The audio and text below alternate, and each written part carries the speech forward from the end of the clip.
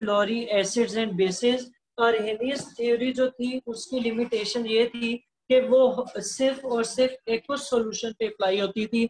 अगर कोई aqueous solution नहीं था तो उसमें हम उसको चेक नहीं कर सकते थे कि वो एसिडिक है या बेसिक है, या वो एसिडिक नेचर का है या बेसिक नेचर का है। तो इसी तरह कुछ ऐसे सब्सटेंसेस भी हैं जिनमें H नहीं आता या OH नेगेटिव नहीं आते, तो उनको भी हम इसके जरिए या इस थ्योरी के जरिए चेक नहीं कर सकते थे कि वो एसिडिक है या बेसिक है। जैसे कार्बन डाइऑक्साइड की बात करते हैं तो उसको आप जितना मर्जी एक सोल्यूशन बनाएं तो H पॉजिटिव आयंस रिलीज नहीं होंगे, यानी हम उसका नहीं बता सकेंगे कि वो एसिडिक है या बेसिक है। तो इसके ऊपर फिर मजीद काम किया गया 1923 पे। दो बंदे सेपरेटली काम कर रहे थे, एक लॉरी था दूसरा ब्रॉन्स्टेड था। इन्होंने जो है वो जो कमी रह गई थी आर्हेनियस कॉन्सेप्ट की उसको ओवरकम करने के लिए मजीद काम किया और एक थ्योरी दी, और वो थ्योरी थी आपकी Bronsted Lowry concept of acids and basis. सही है, सही है। अच्छा, Bronsted Lowry theory of acid and bases क्या है? Bronsted Lowry theory of acid and bases के मुताबिक एसिड जो है साथ क्या होता है? हाँ, प्रोटॉन डोनर होता है, और जो बेस है वो क्या होती है? प्रोटॉन एक्सेप्टर है। अब नीचे एक एग्जांपल दी हुई है, इसको देख लेते हैं। नीचे एक एग्जांपल दी हुई है, उसको देख लेते हैं, और उसमें उन्होंने यही दिखाया हुआ है कि किस तरीके से एक सब्सटेंस जो है वो एसिड प्रोटॉन डोनर बनता है और दूसरा जो है वो प्रोटॉन एक्सेप्टर बनता है। नीचे जो रिएक्शन दिया हुआ है ये आप पहले भी लिख चुके हैं, लेकिन वो अपने इलेक्ट्रॉन डॉट स्ट्रक्चर पे नहीं किया था, सिंपल एक केमिकल रिएक्शन था। अब इस वाले में अगर आप आए तो यहाँ पर HCl है ये वाला, ठीक है, ये उसी का स्ट्रक्चर बना हुआ है। इसको जब आप H2O के साथ शामिल करते हैं या उसका एक कुछ सोल्यूशन बनाते हैं तो HCl में से एक H जाता है और H2O के साथ जो खाली जगह वहां पर बॉन्ड बना लेता है या उधर जाके जुड़ जाता है। तो H पॉजिटिव क्या जा रहा है? उठ के H पॉजिटिव जा रहा है। H पॉजिटिव के ऊपर पॉजिटिव चार्ज है, यानी उसका प्रोटॉन जो है वो जा रहा है H2O में जुड़ने। तो ये क्या बन जाएगा? H2O H3O बन जाएगा और उसके ऊपर पॉजिटिव चार्ज भी आ जाएगा। और इसी तरह जब क्लोरीन में से एक चीज हट गई तो उसके ऊपर जो चार्ज आएगा वो क्या आएगा? क्लोरीन नेगेटिव का चार्ज आएगा।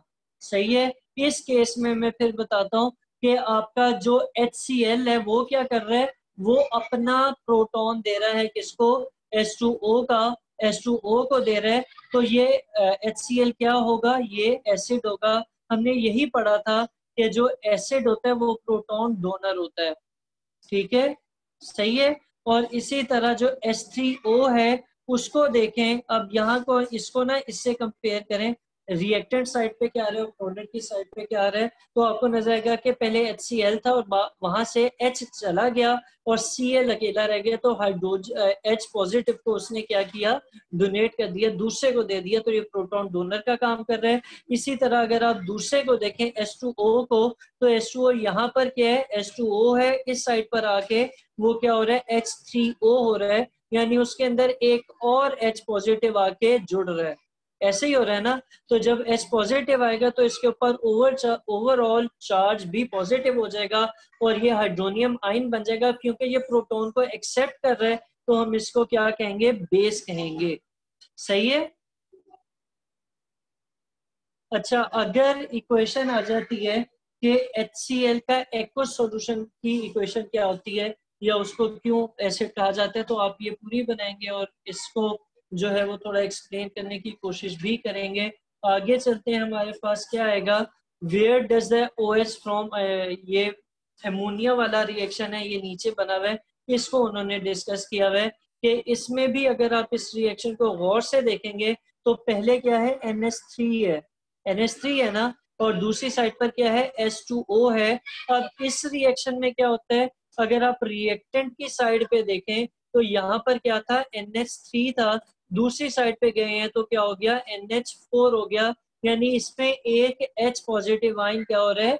ऐड हो रहा है। यही हो रहा है ना। तो जब वो H पॉजिटिव इसमें ऐड हो रहा है तो ये क्या होगी? ये आपकी एक बेस होगी। इसी तरह अगर आप H2O को देखें तो H2O इस वाले केस में क्या हो रहा होगा कि ये यहाँ पर H2O है और इस साइड आके सिर्फ OH रह गया, तो यहाँ से एक H क्या हुआ है, यहाँ से एक H रिमूव हो गया है, और H रिमूव हुआ है तो प्रोटॉन डोनर बन गया, और प्रोटॉन डोनर क्या होते हैं, एसिड्स होते हैं।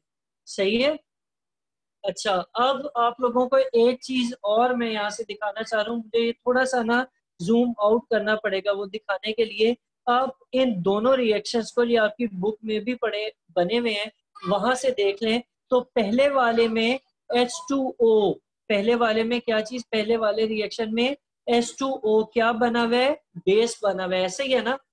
लेकिन दूसरे वाले रिएक्शन में यही H2O है, लेकिन इस दफा वो क्या बना हुआ है, एसिड बना हुआ है। ऐसे ही है। तो H2O यानी वाटर की ये खासियत है कि वो एसिड की तरह भी बिहेव करता है और बेस की तरह भी बिहेव करती है। ऐसे सब्सटेंसेस जो एसिड और बेस दोनों की तरह बिहेव करते हैं, उनको हम नाम देते हैं एम्फोटेरिक सब्सटेंसेस का। और यहाँ पर यही चीज है, ये दोनों रिएक्शंस लिख के अगर आप उसके ये नीचे वाली एक्सप्लेनेशन भी लिख देंगे, तो ये रीजन आ जाएगा कि वाटर किस तरीके से एम्फोटेरिक सब्सटेंस का काम करता है। और ये एम्फोटेरिक सब्सटेंस की डेफिनेशन है जो मैंने हाईलाइट की है। ठीक है, ठीक है। और इसका पॉसिबल क्वेश्चन क्या बनेगा, ब्रीफली एक्सप्लेन या ब्रीफली डिस्क्राइब एम्फोटेरिक नेचर, इससे ऊपर लिखती है वैसे, briefly describe amphoteric nature of water.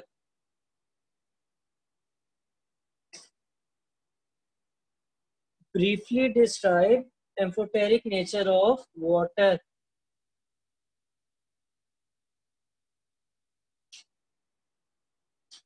ठीक है, ये amphoteric nature of a substance, water भी सब्सटेंस ही है। उसका आंसर आप क्या लिखेंगे, उसके आंसर में आपने ये ऊपर वाले दोनों रिएक्शंस लिख देने हैं, और रिएक्शंस लिखने के बाद ये सारा ऑल एसिड से लेकर ये सारा ये नहीं,